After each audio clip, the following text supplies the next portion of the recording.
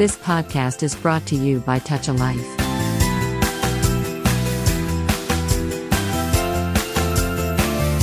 Touch ఏ life tall radio శ్రోతలందరికీ హృదయపూర్వక స్వాగతం. నేను వారాల ఆనంద్. ఈ వారం సాహితీ శ్రవంతి కార్యక్రమంలో భాగంగా నేను ఒక లబ్ధ ప్రతిష్ఠుడైన జర్నలిస్ట్, విస్తృతంగా రాసిన ఒక రచయిత, ఒక సంపాదకుడు, ఓ కవిత్వాన్ని విపరీతంగా ఆరాధించే, ఆహ్వానించే, అభిమానించే ఒక విశిష్టమైన వ్యక్తి గురించి నేను మీతో మాట్లాడాలనుకుంటున్నాను. ఆయన పేరు చెప్పగానే అనేక రకాలైన అంశాలు గుర్తొస్తాయి. ఇల్లస్ట్రేటెడ్ వీక్లీ గుర్తొస్తుంది, ట్రిబ్యూన్ గుర్తొస్తుంది, ట్రైన్ టు పాకిస్తాన్ గుర్తొస్తుంది, అట్లాగే సర్దార్జీ జోకులు గుర్తొస్తాయి. ఆయనే ఖుష్వంత్ సింగ్. ఖుష్వంత్ సింగ్కి అనేకమైన గమ్మత్తైన పేర్లతో ఆయన పిలుస్తారు, ఆయనను టంకిస్తారు. ఆయనను the old man of Indian journalism అంటారు. అంతేకాదు the bad old man of journalism అని కూడా అంటారు. ఆయన జీవితంలో చెప్పుకుంటూ వచ్చినాయి 2-3 మాటలు. ఆయన ఇల్లస్ట్రేటెడ్ వీక్లీలో సంపాదకుడిగా ఉన్నప్పుడు ఆయన చెప్పిన మాటలు ఏంటంటే ఇన్ఫార్మ్, అమ్యూజ్, ప్రొవోక్. ఈ 3 అంశాల ఆధారంగానే ఇల్లస్ట్రేటెడ్ వీక్లీ పత్రికని ఆ రోజుల్లో కేవలం 40,000 సర్క్యులేషన్ ఉన్న ఆ పత్రికని 2 లక్షలకు పైగా సర్క్యులేషన్ చేరుకునేలాగా చేసినవాడు ఖుష్వంత్ సింగ్. అంటే ఇన్ఫార్మ్, అమ్యూజ్, ప్రొవోక్. తెలియజేయాలి, వినోదం కలిగించాలి, రెచ్చగొట్టాలి. ఇది ఆయనే తీసుకున్నటువంటి ఒక స్టాండ్. అట్లా ఆయన ఆ స్టాండ్తో విజయవంతమయ్యారు. అంతేకాదు ఆయన్ని ఇంకో మాటతో కూడా పిలుస్తారు. ఖుష్వంత్ సింగ్ లైక్స్, ఖుష్వంత్ సింగ్ చాలా ఇష్టపడతాడు ఏమంటే wine, women, wit and writing. రాయడం, హాస్యం, హాస్యంలో గొప్ప వ్యంగ్యం, మహిళలు, మందు. ఇవి తన అభీష్టాలు, తన ఇష్టాలు, తన కోరికలు అని విస్తృతంగా ప్రచారంలో ఉంది. అలాంటి ఖుష్వంత్ సింగ్ నిజానికి పుట్టింది చాలా స్థితివంతమైన కుటుంబంలో. కానీ ఆయన గొప్ప వ్యాపారవేత్త కావాల్సిన వాడు. దాని నుంచి తన దారిని, తన ఐడెంటిటీని వెతుక్కుంటూ జర్నలిస్ట్గా, దానికంటే మంచి రచయితగా మిగిలిపోయాడు. That is Khushwant Singh. ఖుష్వంత్ సింగ్ ఫిబ్రవరి 2, 1915లో హడాలి అనే గ్రామంలో పుట్టారు. ఇప్పుడు పాకిస్తాన్లో ఉన్న పంజాబ్కి, రాజస్థాన్కి మధ్య ఉన్నటువంటి ఆ చిన్న గ్రామంలో ఆయన జన్మించారు. అయితే ఆ గ్రామంలో, ఆ చుట్టుప్రక్కల ప్రాంతాల్లో వారిది ఒక ధనవంతులైన, స్థితివంతులైన కుటుంబం. వారి తాతగారు ప్యారేలాల్, ఆయన పెద్ద వ్యాపారవేత్త. ఆయన కుమారుడు ఇందర్ తన తండ్రి వ్యాపారాన్ని అందిపుచ్చుకునే మతాన్ని మాత్రం మార్చుకున్నాడు.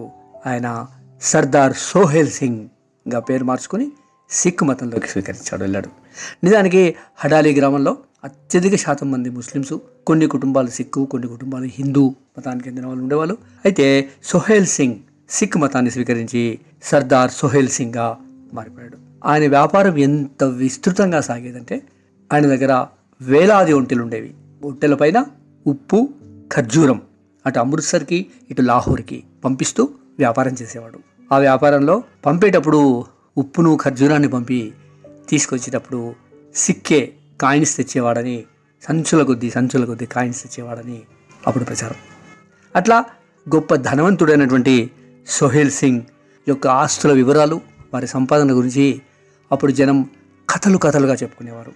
ఇంత ఉంది, అంత ఉంది అని చాలా కథలుగా చెప్పుకునేవారు. సోహెల్ సింగ్ కుమారుడు సుజాన్ సింగ్ తన తండ్రి చేస్తున్న వ్యాపారం నుంచి కొంచెం పక్కకు తొలగి తాను సొంతంగా వ్యాపారం చేసుకోవడం మొదలుపెట్టాడు. విస్తృతమైన సంపాదన వారిది. ఎంతగా ఆ ప్రాంతంలో వారి ప్రాముఖ్యత ఉండేదంటే ఇవాళకి పాకిస్తాన్లో సుజాన్ సింగ్ పేరు మీద ఒక రైల్వే స్టేషన్ ఉంది. అంతేకాదు ఢిల్లీలో కూడా సుజాన్ సింగ్ పార్క్ ఉంది.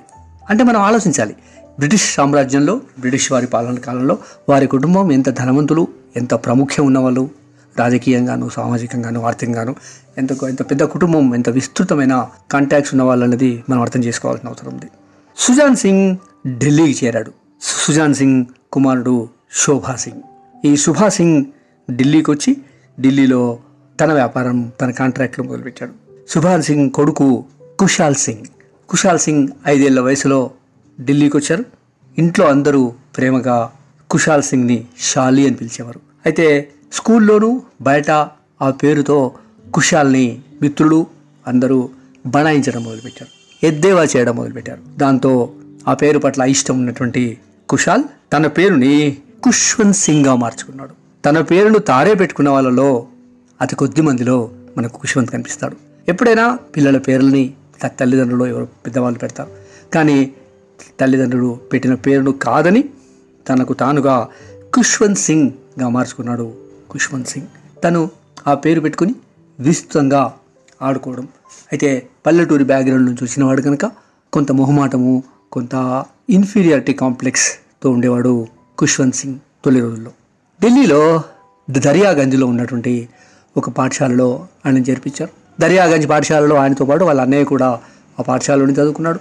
ఆ పాఠశాలలో చదువుకున్నప్పుడు నిజానికి అసలు మ్యాథ్స్ లెక్కలు అసలు వచ్చేవి కాదు. తనకి లెక్కల్లో శూన్యం పరిస్థితి ఉండేది.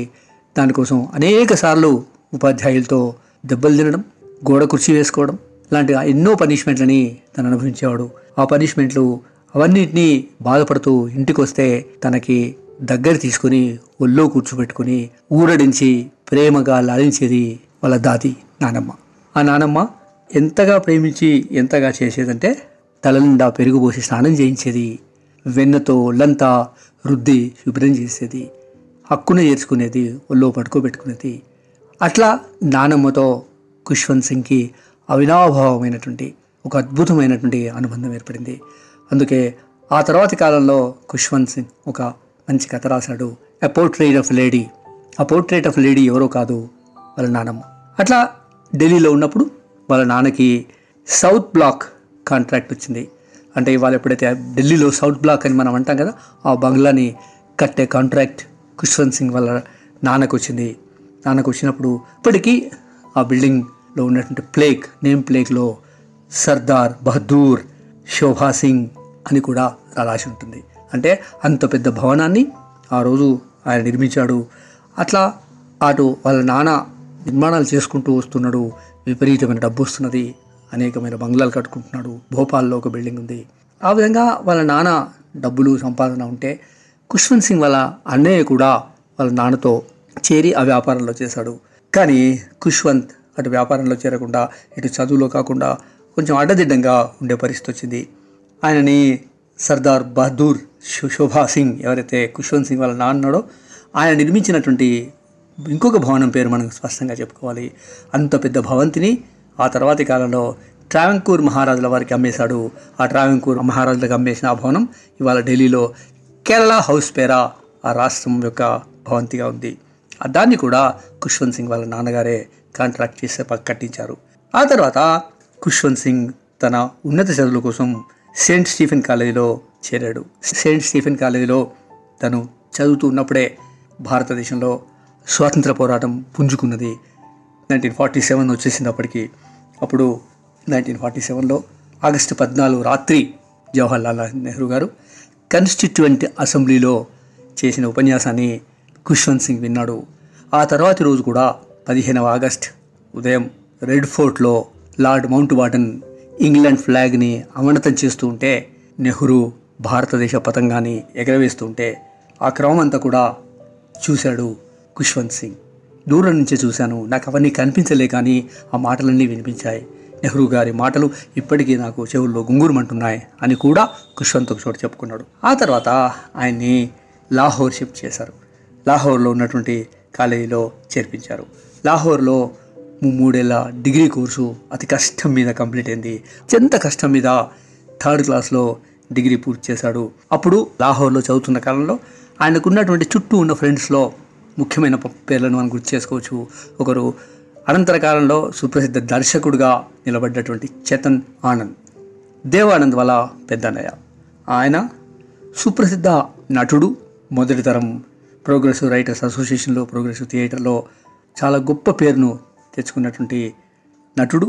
బలరాజ్ సహాని, పెద్ద నిర్మాత బిఆర్ చోప్రా, వీళ్ళంతా కూడా అప్పుడు ఖుష్వంత్ సింగ్ సర్కిల్లో ఉండేవాళ్ళు. ఖుష్వంత్ సింగ్ వాళ్ళందరితో స్నేహంగా తిరిగాడు.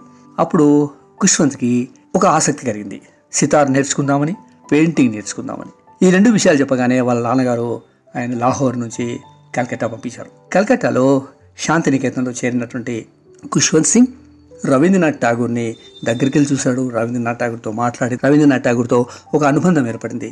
అక్కడ ఉన్నంతకాలం ఓ పక్క సితార్, ఇంకో పక్క పెయింటింగ్ నేర్చుకున్నాడు. పెయింటింగ్ కొంతకాలం తర్వాత వదిలేసి సితార్ మాత్రం చివరంతా వాయిస్తూనే ఉన్నాడు. సితార్ తనకు ఒక అవుట్లెట్ అని కూడా ఖుష్వంత్ సింగ్ ఓసో చెప్పుకున్నాడు.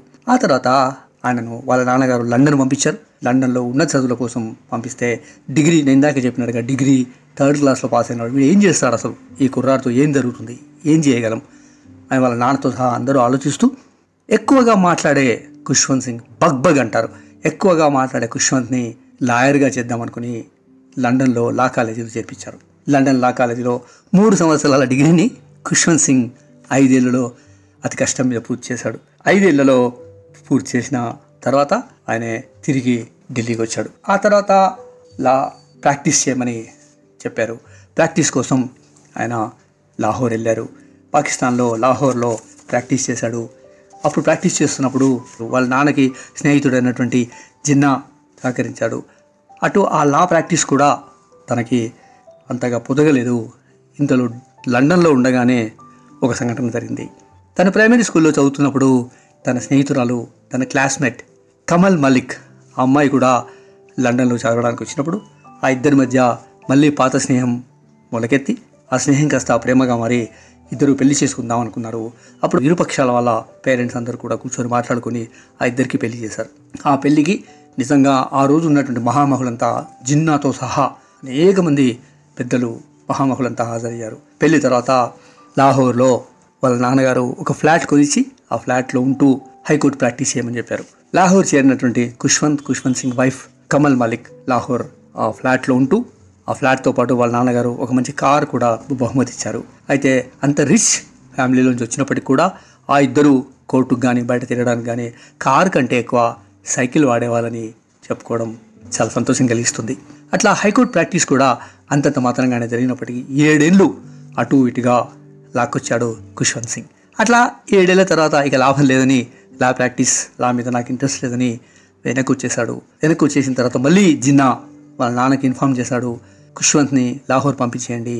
అంటే ఎందుకు అంటే లాహోర్లో హైకోర్టు జడ్జిగా ఖుష్వంత్ని నిర్మించాలనుంది అనే సూచనప్రాయమైన ఆహ్వానాన్ని పలికాడు.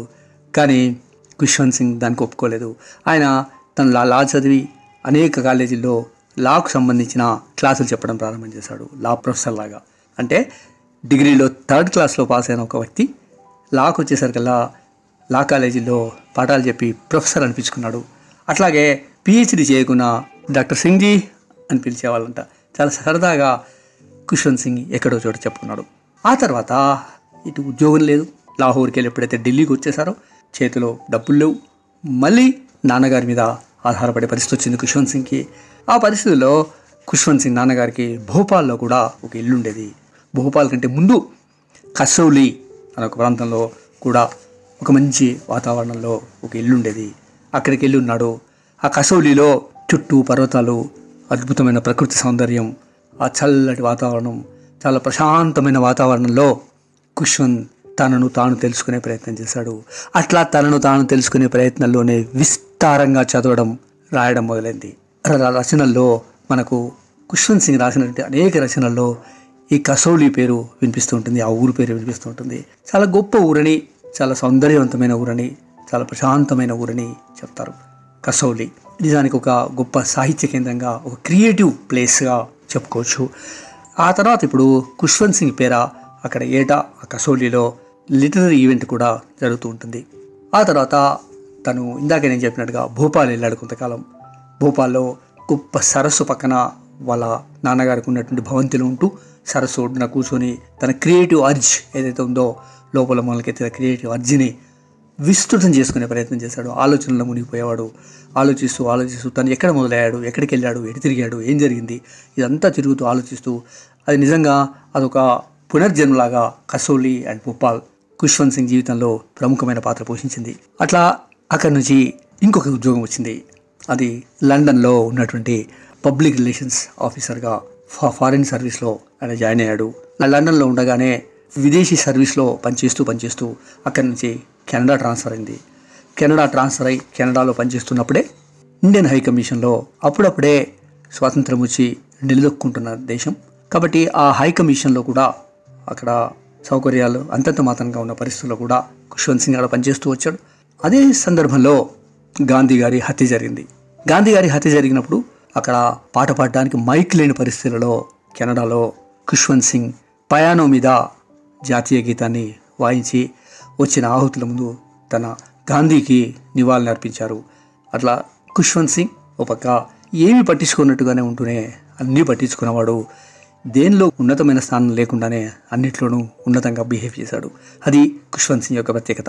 అట్లా పయానోపై జాతీయ గీతం ఆలపించిన తర్వాత ఆయన 1950లో ఇక ఈ ఫారిన్ సర్వీస్ చేయలేను, ఈ ఇన్ఫర్మేషన్ సర్వీస్తో రొటీన్ అయిపోయింది అని రాజీనామా చేశాడు. అక్కడి నుంచి మళ్ళీ ఢిల్లీకి వచ్చాడు. ఢిల్లీకి వచ్చిన తర్వాత ఉద్యోగం లేదు, ఖాళీగా ఉన్నాడు, ఏం చేయాలో తెలీదు. అప్పుడు ఆల్ ఇండియా రేడియో ఆకాశవాణిలో ఇంగ్లీష్ ప్రొడ్యూసర్గా ఉద్యోగం దొరికింది. ఇంగ్లీష్ ప్రొడ్యూసర్గా కొంతకాలం పనిచేశాడు, 2 ఏళ్ళు పనిచేశాడు. తర్వాత దానిలో కూడా బోర్ కొట్టిందని దాన్ని వదిలేసి యునెస్కోలో 5 సంవత్సరాల పబ్లిక్ రిలేషన్ ఆఫీసర్ కాంట్రాక్ట్ మీద యునెస్కోలో చేరాడు. ఆ యునెస్కోలో కూడా 5 ఏళ్ల తర్వాత ఇక ఇక్కడ ఇంతకంటే మించి ఏమీ చేయకుండానే ఎంతో చేస్తున్నట్టు ఇక్కడ బిహేవ్ చేయాలి, ఏ పని చేయకుండానే గొప్ప పని చేస్తున్నట్టుగా యునెస్కోలో అందరి ముందు అధికారుల ముందు పోజ్ కొట్టాలి, నటించాలి, అది నేను చేయలేనని వదిలేసి రిజైన్ చేసేసాడు. ఈ రిజైన్ల పరంపర అట్లా కొనసాగుతూనే వచ్చింది. అప్పుడు ఢిల్లీలో భారతదేశ ప్రభుత్వం స్టార్ట్ చేసిన యోజన పత్రికకి మొట్టమొదటి ఎడిటర్గా ఖుష్వంత్ సింగ్ అవకాశం వచ్చింది. ఖుష్వంత్ సింగ్ యోజనలో సంవత్సర కాలం పాటు పనిచేశాడు.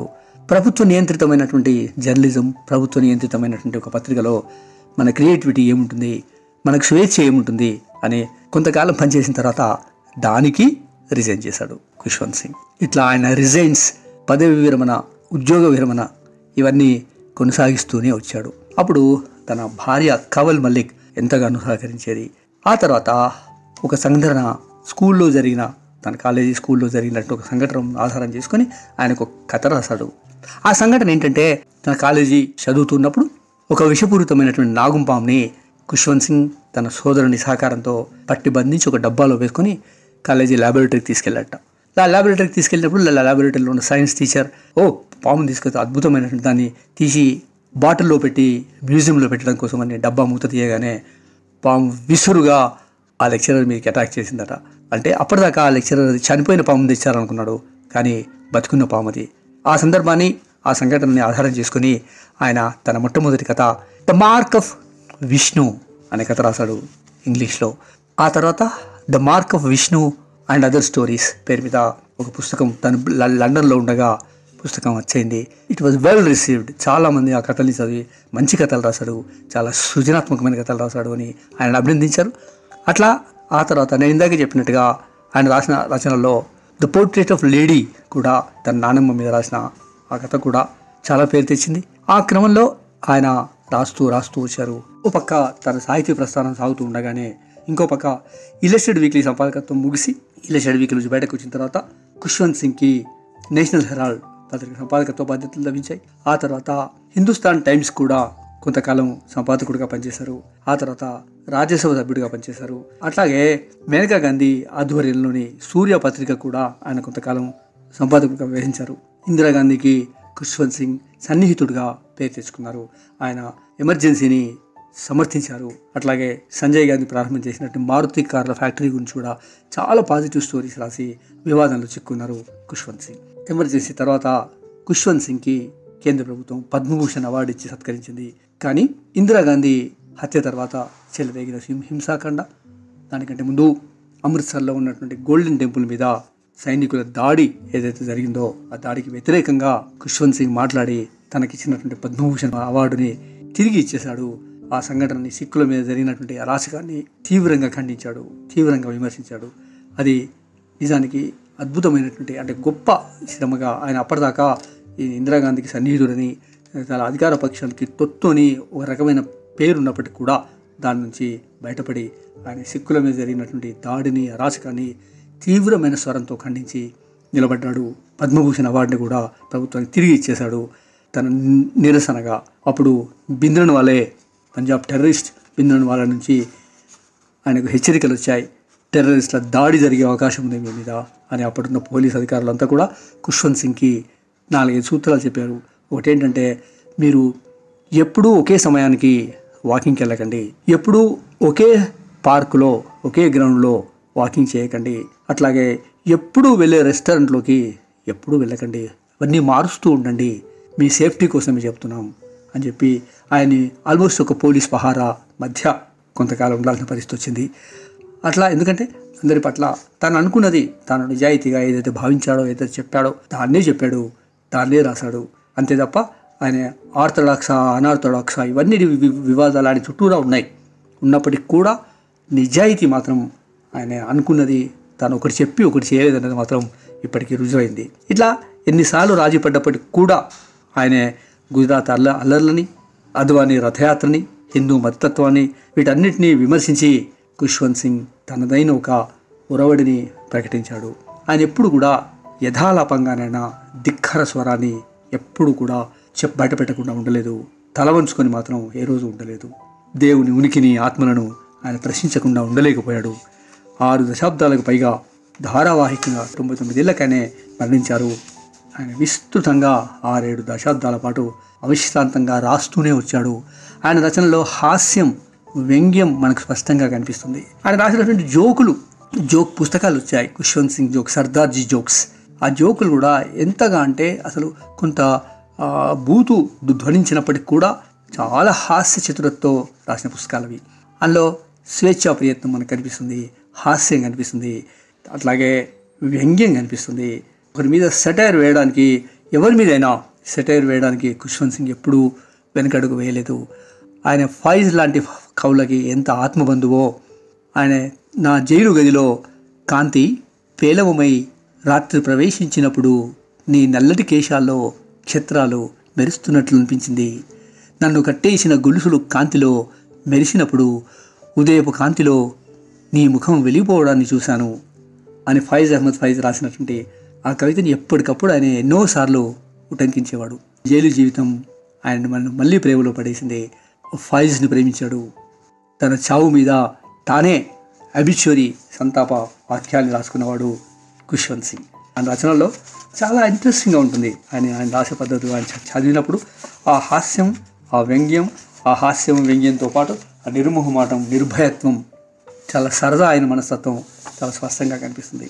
నా మరణానంతరం మరెవరో నా అబిచ్యూరీ రాస్తారో రాయో తెలీదు, నా అబిచ్యూరీ నేనే రాసుకుంటాను అని చెప్పి ఆయన ఎంత బాగా రాసుకున్నాడంటే, life goes at a galloping pace, జీవితం ఎంతో వేగవంతంగా వెళ్ళిపోతూ ఉంటుంది. Where will it stop, I don't know, అది ఎక్కడ ఆగిపోతుందో నాకు తెలీదు. I don't know, I don't have any hands and reins, నా చేతులేవి దానికి పనిచేసే పరిస్థితులు లేవు.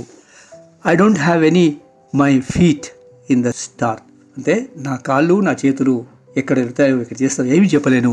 When it will stop I have no idea, నా కాళ్ళు చేతులు ఎప్పుడు స్తబ్దంగా చేరుకుంటాయో, ఎప్పుడు నిలిచిపోతాయో, నా ప్రాణం ఎప్పుడు వెళ్ళిపోతుందో నాకు తెలీదు అని రాసుకున్నాడు ఆయన.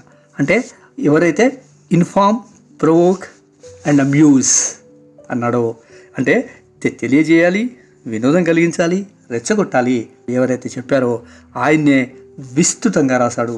విస్తృతమైనటువంటి రచనలు చేశాడు.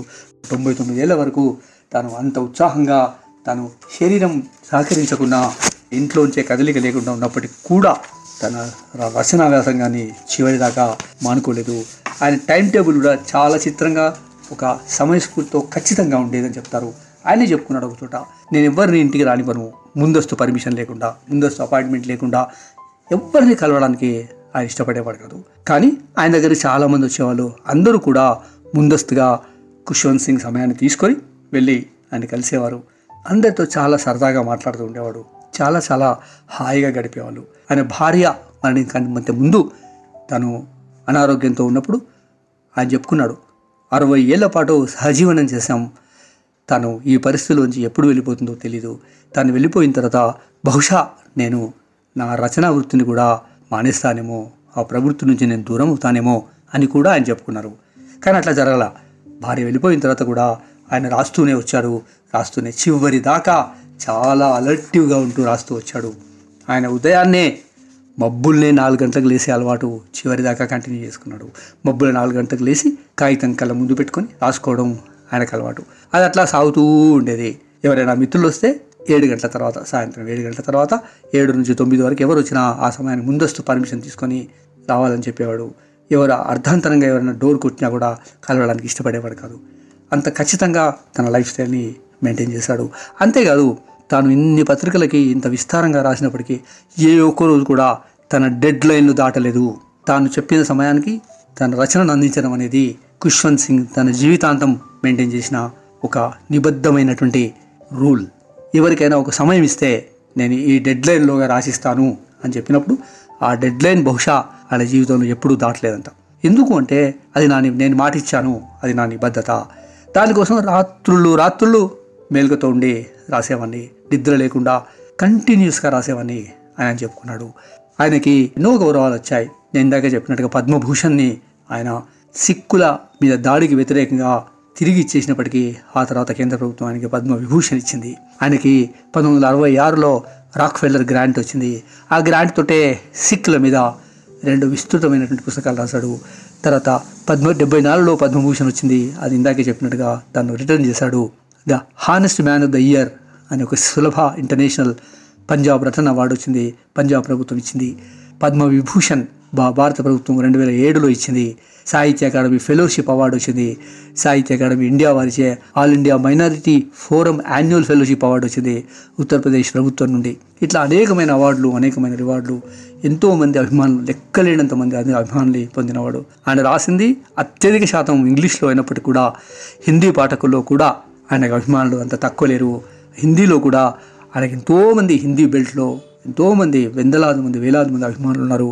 ఆయన రాసిన పుస్తకాల వివరాలకు వస్తే the mark of Vishnu and other stories, the history of Sikhs, train to Pakistan, the voice of God and other stories, I shall not hear, the nightingale, the Sikhs today, the fall of kingdom of the Punjab, history of the Sikhs, Ranjit Singh Maharaja of the Punjab, Ghadar, India's first armed revolution, the history of Sikhs, the bride of the sahib and other stories, black jasmine, tragedy of Punjab, Delhi a novel, sex, scotch and scholarship, selected writings 1992లో వచ్చింది. అట్లా అనేకమైన పుస్తకాలు, దాదాపు 90 పుస్తకాలు రాశాడు ఆయన. అట్లా లఘు కథా సంకలనాలు కూడా, షార్ట్ స్టోరీ కలెక్షన్స్ కూడా రాస్తూ వచ్చాడు. కవిత్వాన్ని అమితంగా ఇష్టపడ్డాడు. చివరిదాకా ఆయన రచనల్లో ఎంత హ్యూమర్, నేను అప్పటి నుంచి మళ్ళీ చెప్తున్నాను, గొప్ప హ్యూమర్ ఉండేది. ఆ హ్యూమర్లో ఒక అంతర్లీనంగా ధ్వనించే వ్యంగ్యం, ఎవరికి తాకాలో ఆ వ్యంగ్యం అట్లా తాకేలాగా ఉండేది. మంచి భాషలో, సరళమైన భాషలో ఆయన రాస్తూ వచ్చారు. పత్రికా సంపాదకుడుగా కూడా ఒక కాలంని ఇలస్ట్రేటెడ్ వీక్లీతో సహా అనేక పత్రికల్లో తనంటూ ఒక కాలంని తనను తాను వ్యక్తం చేసుకోవడానికి గొప్ప కాలమ్స్ రాశాడు. మంచి ఈజ్ ఉన్న రైటర్ అని చెప్పొచ్చు.